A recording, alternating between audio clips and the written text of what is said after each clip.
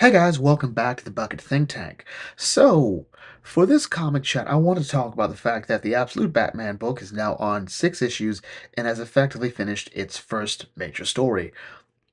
And I really want to talk about how good this has been and how a great start it is for DC's All-In initiative. The hardest thing for a lot of Batman stories, especially now, is sort of having to compete with the fact that DC puts out at least 3 to 4 different Batman stories a year, at the least.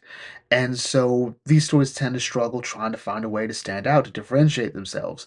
Scott Snyder, having worked on Batman for New 52, pretty much the entirety of New 52, definitely had this problem. I think he was aware of this, and so his idea was, well, there's another direction we can go, and the all in the absolute universe was a good example for this particular take on the character.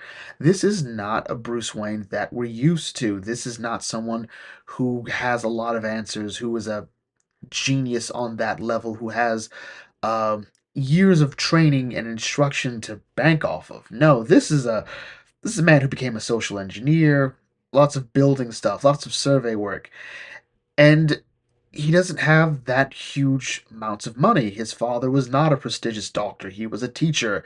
His mother's a social worker, and now she's working with the mayor, who's Jim Gordon, because of course he is.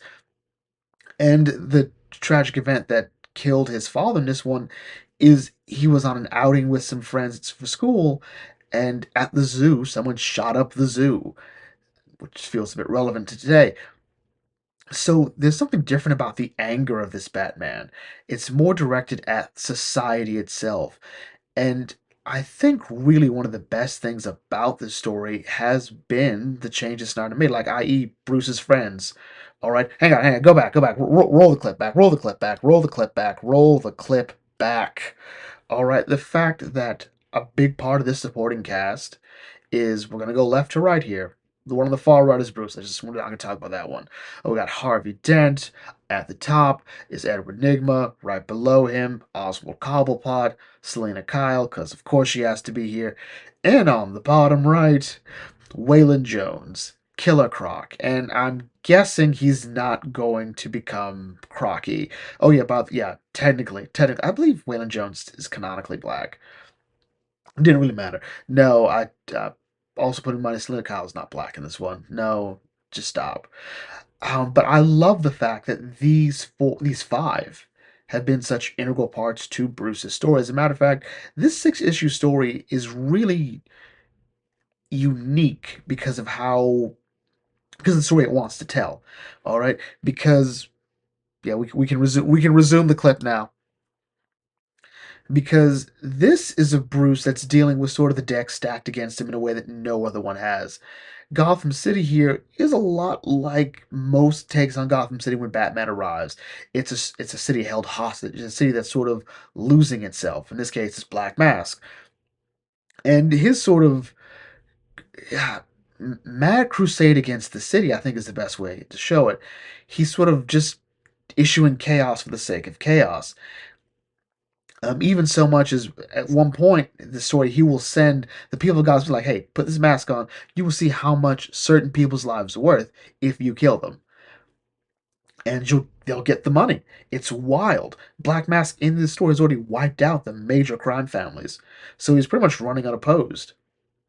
We also have Alfred here, who is sort of I think we're definitely leaning into his, his secret agent days, his Earth One interpretation. But this one here is also going through stuff with his daughter Julia. But of course, at the core of it is Bruce. Bruce and his friends. Bruce's relationship with his mother and how she's sort of dealing with the fact that, hey, she's a single mom now and trying to help Bruce. Selena, I think, is possibly at her best, but also most stressful at this time here. But it works. I think this might be the first, at least for me, the first Batman series that really sort of delves into the fact that, hey, Bruce was a kid when this happened. We have a lot of moments of him just being a kid, a lot of memories of being a kid. These memories sort of litter the entire story, and it's actually really great. And but also because he doesn't have all that training, he doesn't have all that experience. He kind of finds himself in over his head, but he just digs down. As a matter of fact, when he thinks of giving up, when he thinks of taking Black Mask's offer, Also, that fifth issue was that art was terrible. Really dragged the whole thing down. But when he has that chance, he talks to his mom, and his mom, not knowing that he's Batman, uh, indirectly inspires him to keep going. Like, no, no, no, no, no. All right, we are going to fight Black Mask. We're going to show Gotham City a better way. And I like that. I like the fact that Bruce's mother and father are both such strong forces. Also, I don't care what anyone says, at some point, Batman killed someone. All right, this Batman is all about the show of violence. He's like, no, no, no, no. All right, we're not going to be refined. We're not going to be pretty. We're not going to be as like, I'm not going to kill anyone, but they are going to be hurt. This man, trust me, he's not dead. He's not dead. He wishes he was dead, but I love it. And apparently, Bane is coming in the next story. And if you don't know Scott Snyder, it takes a lot for him to not tell something. If you remember how he was on the DC Rebirth panel, he just kept going. He kept, I'm not supposed to tell you this, but I'm going to tell you. Oh, salt of the earth, that man. Salt of the earth. But overall, out of all the absolute stories that came out, Batman, of course, Superman, Wonder Woman, Absolute Flash recently came out.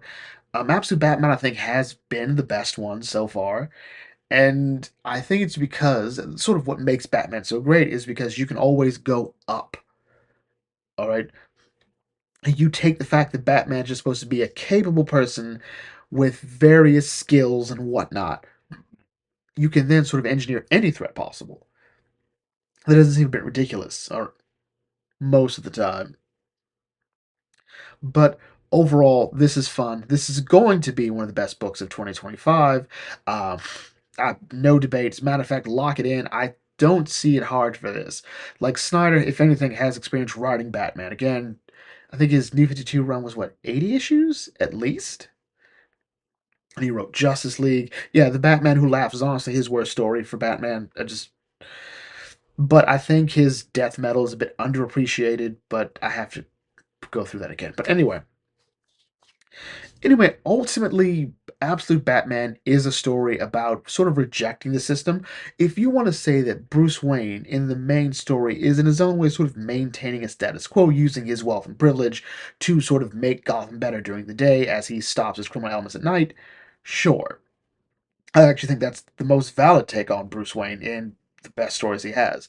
This Batman is effectively the lower middle class waging a war against the elites. It's no mistake that Black Mask comes off as a very refined man wearing a stupid helmet, but at least that helmet serves a purpose, or a mask. It serves a purpose. We see a lot of people in the lower middle class here, or lower class. It doesn't. I'm no expert on this, all right? But it's interesting just to sort of see him acting out that way. This sort of way. Like, Bruce is trying, our mainline Bruce is trying to correct the system. Absolute Bruce Wayne is trying to just flat out just, no, I'm the chaotic element in the system. And maybe at some point Bruce should go back to that in the main story, but he can't be Absolute Batman. First of all, Absolute Batman is a freaking unit. I'm trying to imagine what Bane's gonna look like if this is Bruce. I'm like, he might just be the polar opposite, like really small, like Mario. I don't know. I don't know. But I'm looking forward to the rest of stuff that Snyder's going to put out here. We know Mr. Freeze is coming. Will Victor be another friend of Bruce and company? Be weird if all of them were, except Joker, because we've seen Joker. But to be fair, we haven't quite seen what the Joker in this story is in his relationship to Bruce. But we've seen Harvey, we've seen Eddie, we've seen Ozzy, we've seen Waylon, and we've seen, of course, Selina in their relationship. And even in this story, we all know they like each other. Overall, I would say Absolute Batman is, as I said before, absolute cinema. No, it's a fun book. All right, it's a fun book. It's about something. It it gives us something that we don't get in pretty much any other Batman story. Kids that aren't Batman, that aren't Robins, and the occasional weird issue that throws all the art off. So we'll see. Anyway, with that in mind, brings to a close here. Are you reading Absolute Batman? What's your favorite Absolute title? Did you read Absolute Flash? I love this. I love that. And this. I love these moments. Leave your thoughts in the comment section. I'll catch you all later. This is the Bucket Think Tank signing off. Thanks for watching as always. May your fandom serve you well.